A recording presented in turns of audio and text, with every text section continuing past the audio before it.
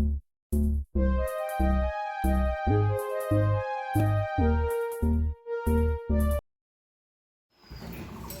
बच्चों, आज हम कर लेते हैं राजनीति विज्ञान का प्रश्न पत्र। एग्ज़ाम बहुत नज़दीक है जैसा कि आप लोग जानते हो, और समय बहुत कम है, तो हम प्रश्न पत्र पहले सॉल्व कर लेते हैं, फिर समय मिलता है तो हम चैप्टर करेंगे। तो चलिए, पहला प्रश्न है, कानून शब्द को परिभाषित कीजिए, कानून के दो स्रोत बताइए। जैसा कि ये लघु उत्तरीय है तो हमारा आंसर भी बहुत छोटा होगा। आंसर है इसका, कानून शब्द की परिभाषा। कानून एक नियम है जो समाज में व्यवस्था, शांति और न्याय बनाए रखने के लिए बनाया जाता है। यह नियम सरकार द्वारा बनाए जाते हैं और उनका पालन करना सभी नागरिकों के लिए अनिवार्य होता है। कानून के दो स्रोत हैं। पहला, संविधान। संविधान किसी देश का सर्वोच्च कानून होता है जिसमें उस देश के नागरिकों के अधिकार और कर्तव्यों का वर्णन किया जाता है। दूसरा है अदालत के निर्णय। अदालतें कानून की व्याख्या करती हैं और उनके अनुसार निर्णय लेती हैं। अदालतों के निर्णय भी कानून का एक महत्वपूर्ण स्रोत है। इसमें अथवा करके दिया गया है। दूसरा प्रश्न है, स्वतंत्रता को परिभाषित कीजिए। स्वतंत्रता को सुरक्षित रखने के दो तरीकों का उल्लेख दीजिए। स्वतंत्रता की परिभाषा है, स्वतंत्रता एक मूलभूत अधिकार है जिसमें व्यक्ति को अपने विचारों, अभिव्यक्ति और कार्यों में स्वतंत्र रूप से निर्णय लेने की शक्ति प्रदान होती है। यह अधिकार व्यक्ति को अपने जीवन को अपनी मर्जी के स्वतंत्रता को सुरक्षित रखने के दो तरीके हैं। पहला, संविधान और कानूनों का पालन। संविधान और कानून व्यक्ति की स्वतंत्रता की रक्षा करते हैं। इन्हें बनाए रखने और इनका पालन करने से व्यक्ति की स्वतंत्रता सुरक्षित रहती है। दूसरा है नागरिक जागरूकता और सहभागिता। नागरिकों को अपने अधिकारों और कर्तव्यों के प्रति जागरूक रहना चाहिए और स्वतंत्रता की रक्षा के लिए सहभागिता करनी चाहिए। इससे स्वतंत्रता को सुरक्षित रखने में मदद मिलती है। दूसरा नंबर क्वेश्चन है, राष्ट्रीयता को परिभाषित कीजिए और उसके दो तत्वों का नाम लिखिए। आंसर है, राष्ट्रीयता एक भावना है जिसमें व्यक्ति अपने देश और राष्ट्र के प्रति गहरा जुड़ाव और समर्पण महसूस करता है। यह भावना व्यक्ति को अपने देश की संस्कृति, इतिहास और मूल्यों के प्रति गर्व और सम्मान की भावना से भर देती है। राष्ट्रीयता के दो तत्व। पहला है सांस्कृतिक एकता। यह तत्व व्यक्ति को अपने देश की संस्कृति, परंपराओं और मूल्यों के साथ जोड़ता है। दूसरा है राजनीतिक एकता। यह तत्व व्यक्ति को अपने देश के राजनीतिक तंत्र और संविधान के प्रति समर्पित करता है।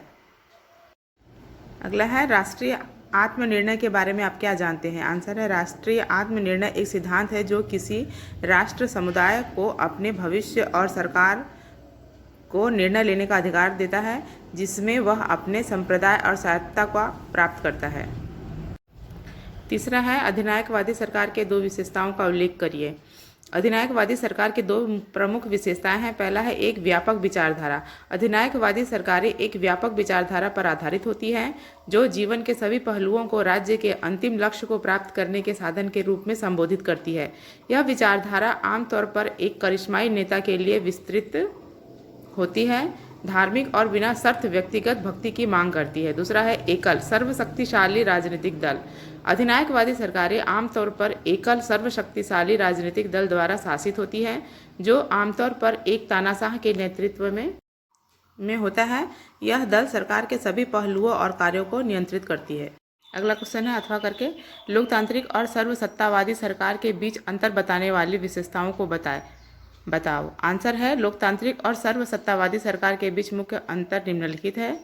लोकतांत्रिक सरकार, पहला है स्वतंत्र चुनाव। नागरिक स्वतंत्र और निष्पक्ष चुनाव के माध्यम से अपने प्रतिनिधियों का चयन करते हैं। दूसरा है अधिकारों की रक्षा। लोकतांत्रिक सरकारें अपने नागरिकों के मौलिक अधिकारों की रक्षा करती है। तीसरा है विधायी शक्ति जनता द्वारा चुने गए प्रतिनिधियों के हाथों में होती है। चौथा है न्यायपालिका की स्वतंत्रता। न्यायपालिका स्वतंत्र और निष्पक्ष होती है।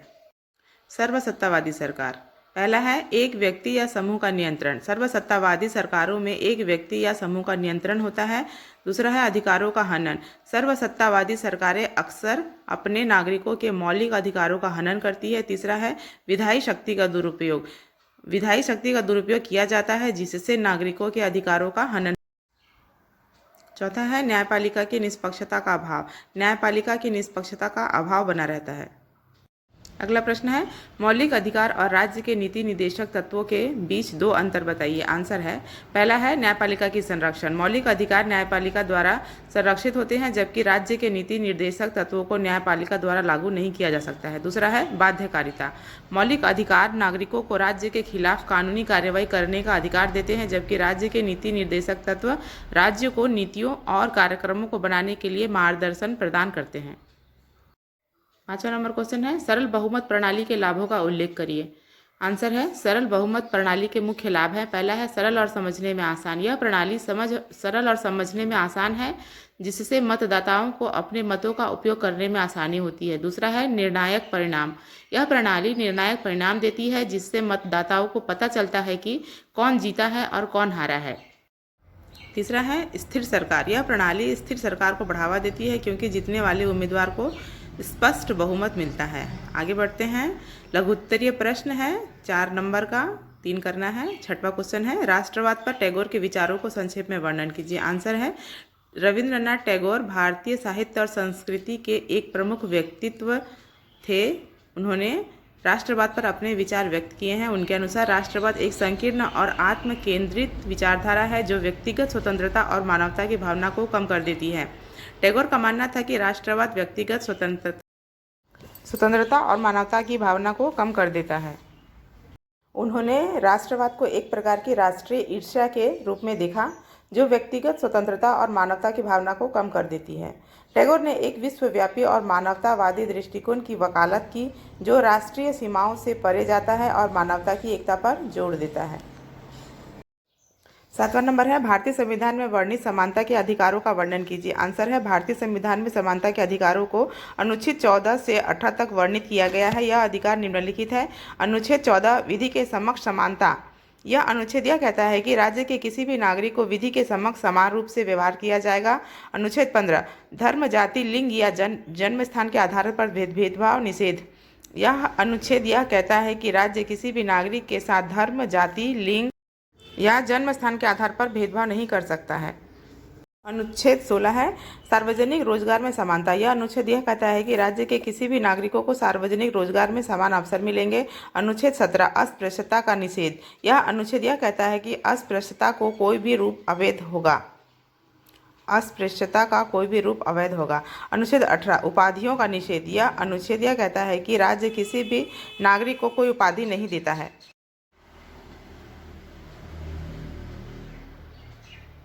8वां नंबर है भारतीय चुनाव आयोग की संरचना का वर्णन कीजिए और इसके 2 कार्यों को बताइए। आंसर है भारतीय चुनाव आयोग की संरचना में एक मुख्य चुनाव आयुक्त और 2 चुनाव आयुक्त शामिल होते हैं। यह आयोग भारतीय संविधान के अनुच्छेद 324 के तहत गठित किया गया है, जो देश में निर्वाचनों का निर्देशन करता है, अधीक्षण और नियंत्रण करने के लिए जिम्मेदार है। भारतीय चुनाव आयोग के 2 मुख्य कार्य हैं। निर्वाचन नामावली तैयार करना। आयोग निर्वाचन नामावली जिसमें मतदाताओं के नाम और विवरण शामिल होते हैं। निर्वाचन क्षेत्रों में सीटों का आरक्षण। आयोग अनुसूचित जातियों और जनजातियों के लिए आरक्षित सीटों का निर्धारण करता है।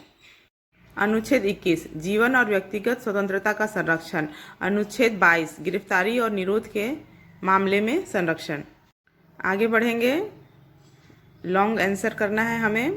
9वां नंबर क्वेश्चन है समानता को परिभाषित कीजिए और समानता के विभिन्न प्रकारों का वर्णन कीजिए।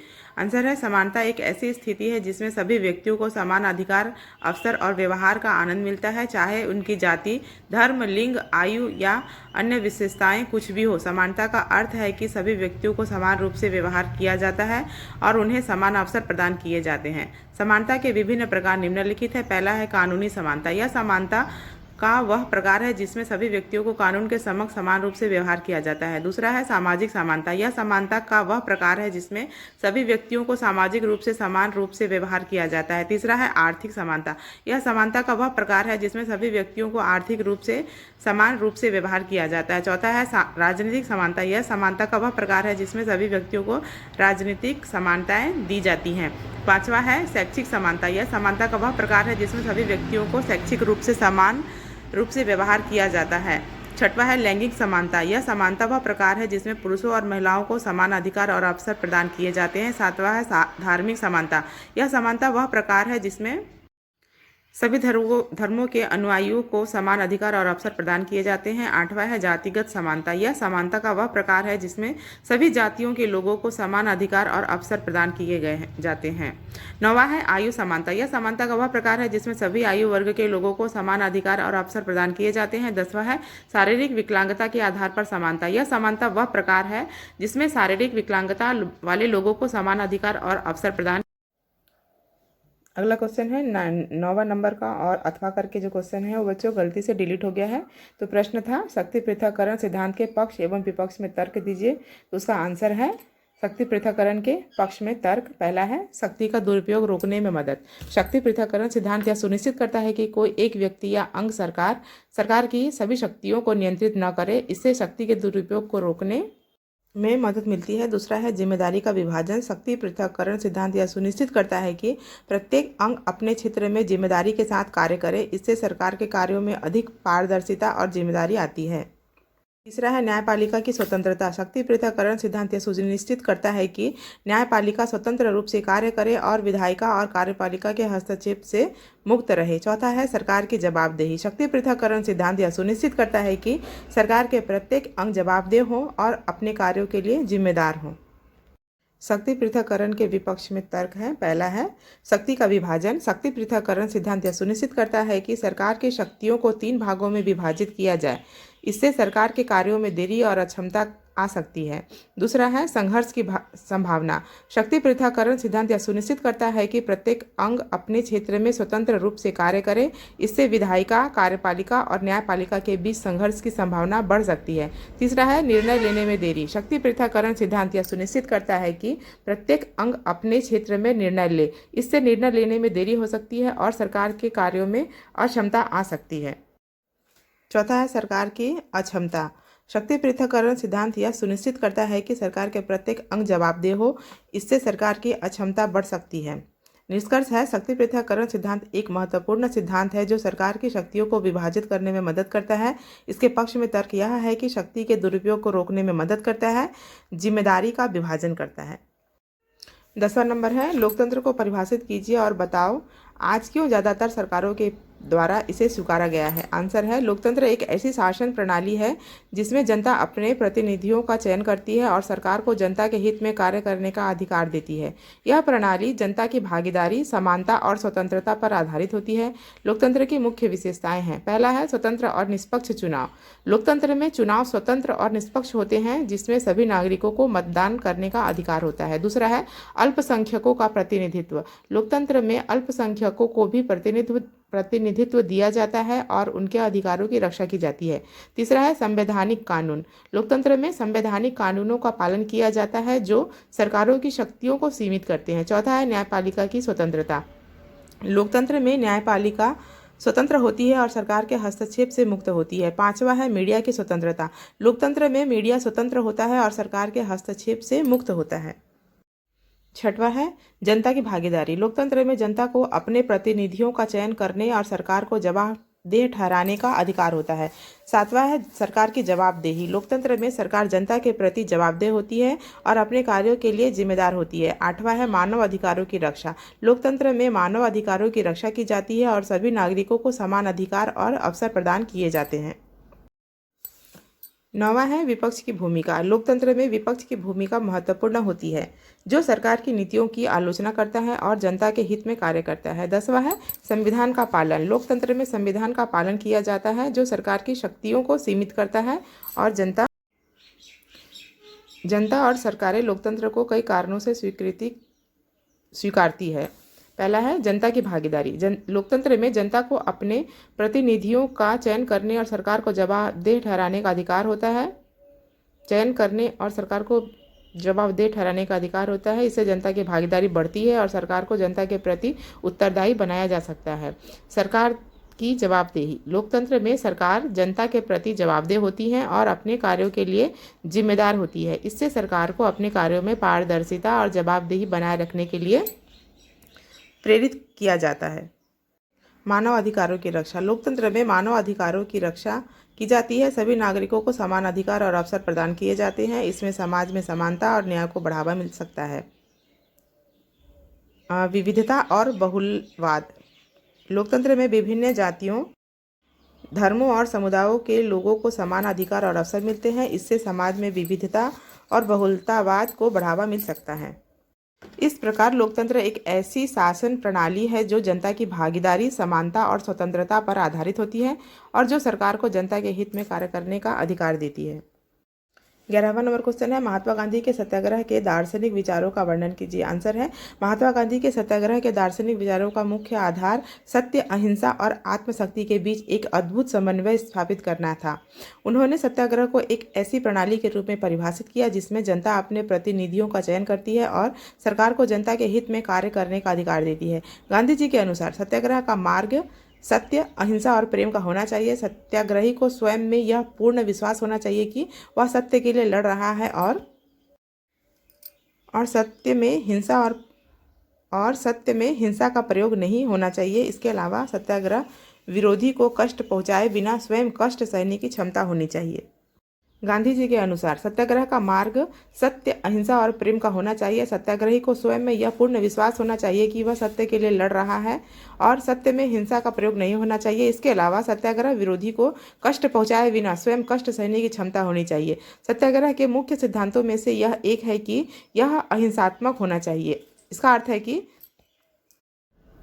इसका अर्थ यह है कि सत्याग्रही को मन, वचन और कर्म से अपने शत्रु के प्रति भी हिंसा का भाव नहीं रखना चाहिए। इसके अलावा सत्याग्रही को अपने विरोधी के प्रति घृणा नहीं रखनी चाहिए, बल्कि उसकी सामान्य अवज्ञा से की जानी चाहिए। गांधी जी ने सत्याग्रह के कई साधनों का प्रयोग किया, जिनमें से कुछ प्रमुख है। पहला है सविनय अवज्ञा। इसका अर्थ है विनम्रता पूर्वक आज्ञा की अवहेलना करना। दूसरा है असहयोग। इसका अर्थ है अत्याचारी को सत्य के मार्ग पर लाने हेतु उसके साथ सहयोग बंद करना। तीसरा है हिजरत। इसका अर्थ है स्वेच्छा से अपने देश अथवा निवास स्थान को छोड़कर किसी दूसरे स्थान पर चले जाना। चौथा है सामाजिक बहिष्कार। इसका अर्थ है उन लोगों का बहिष्कार करना जो जनमत की उपेक्षा करते हैं। पांचवा है हड़ताल। इसका अर्थ है कि किसी अन्याय का प्रतिकार करने के लिए सारे व्यापार और कारोबार तथा दुकानों और कार्यालयों को बंद रखना। छठवा है धरना। इसका अर्थ है कि समाज विरोधी कार्यों के प्रति व्यापक जनमत तैयार करना। अगला है उपवास। इसका अर्थ है कि आत्मशुद्धि, पश्चाताप, सार्वजनिक हित और अन्याय के प्रति पापियों के हृदय परिवर्तन के लिए उपवास करना। गांधी जी के सत्याग्रह के मुख्य सिद्धांत हैं। पहला है सत्य। सत्याग्रही को सत्य के प्रति दृढ़ता रखनी चाहिए। दूसरा है अहिंसा। सत्याग्रही को मन, वचन और कर्म से अपने शत्रु के प्रति भी हिंसा का भाव नहीं रखना चाहिए। तीसरा है आत्मशक्ति। सत्याग्रही को अपने आत्मशक्ति का उपयोग करके संघर्ष करना चाहिए। अगला है 11वां नंबर क्वेश्चन, जो कि अथवा देख करके दिया गया है। हमारा प्रश्न है, भारतीय संविधान स्वाधीनता संग्राम और भारत के विकास में नेताजी सुभाष चंद्र बोस के स्वतंत्रता और राष्ट्रवाद संबंधी धारणा का वर्णन कीजिए। आंसर है, नेताजी सुभाष चंद्र बोस ने भारतीय स्वतंत्रता संग्राम में एक महत्वपूर्ण भूमिका निभाई। उन्होंने अंग्रेजों के खिलाफ लड़ने के लिए आज़ाद हिंद फौज का गठन किया। इसके माध्यम से भारत की स्वतंत्रता के लिए संघर्ष किया। उनकी कुछ प्रमुख गतिविधियों में शामिल है आज़ाद हिंद फौज का गठन। नेताजी सुभाष चंद्र बोस ने आज़ाद हिंद फौज का गठन किया, जिसका उद्देश्य भारत की स्वतंत्रता के लिए लड़ना था। दूसरा है अंग्रेजों के खिलाफ लड़ाई। आज़ाद हिंद फौज के साथ नेताजी सुभाष चंद्र बोस ने अंग्रेजों के खिलाफ लड़ाई लड़ी, जिसमें उन्होंने कई महत्वपूर्ण युद्ध लड़े। स्वतंत्र भारत की अस्थायी सरकार का गठन। नेताजी सुभाष चंद्र बोस ने स्वतंत्र भारत की अस्थायी सरकार का गठन किया, जिसे कई देशों ने मान्यता दी थी। भारतीयों को स्वतंत्रता के लिए प्रेरित करना। नेताजी सुभाष चंद्र बोस ने भारतीयों को स्वतंत्रता के लिए प्रेरित किया और उन्हें अंग्रेजों के खिलाफ लड़ने के लिए प्रोत्साहित किया। नेताजी सुभाष चंद्र बोस ने भारतीयों को स्वतंत्रता के खिलाफ प्रेरित किया और उन्हें अंग्रेजों के खिलाफ लड़ने के लिए प्रोत्साहित किया। नेताजी सुभाष चंद्र बोस की भूमिका भारतीय स्वतंत्रता संग्राम में बहुत महत्वपूर्ण थी और उनकी विरासत आज भी भारतीयों के लिए प्रेरणा का स्रोत है। नेताजी सुभाष चंद्र बोस की स्वतंत्रता और राष्ट्रवाद संबंधी धारणा भारतीय स्वाधीनता संग्राम और भारत के विकास में एक महत्वपूर्ण भूमिका निभाई। उनका मानना था कि भारत को स्वतंत्रता प्रदान करने के लिए एक सशक्त और संगठित आंदोलन की आवश्यकता है। उनकी धारणा के मुख्य बिंदु है स्वतंत्रता की आवश्यकता। नेताजी सुभाष चंद्र बोस का मानना था कि भारत को स्वतंत्रता प्राप्त करने के लिए आवश्यक है कि वह अपने स्वतंत्रता संग्राम को मजबूत बनाए। राष्ट्रवाद की महत्ता। उन्होंने राष्ट्रवाद को भारतीय स्वाधीनता संग्राम का एक महत्वपूर्ण हिस्सा माना। उनका मानना था कि राष्ट्रवाद के माध्यम से ही भारतीयों को एकजुट किया जा सकता है। आज़ाद हिंद फौज का गठन। नेताजी सुभाष चंद्र बोस ने आज़ाद हिंद फौज का फौज का गठन किया जिसका उद्देश्य भारत को स्वतंत्रता प्राप्त करने के लिए सशस्त्र संघर्ष करना था। साम्राज्यवाद का विरोध, उन्होंने साम्राज्यवाद का विरोध किया और भारत को स्वतंत्रता प्रदान करने के लिए संघर्ष करने का आह्वान किया। तो बच्चों ये प्रश्न पत्र 1 ख़त्म होता है। सेकंड वाला भी मैं जल्द से जल्द लेकर आऊँगी, और किसी सब्जेक्ट पे चाहिए तो आप लोग कमेंट के ज़रिए पूछ सकते हो, मैं देने की कोशिश करूँगी। Thank you.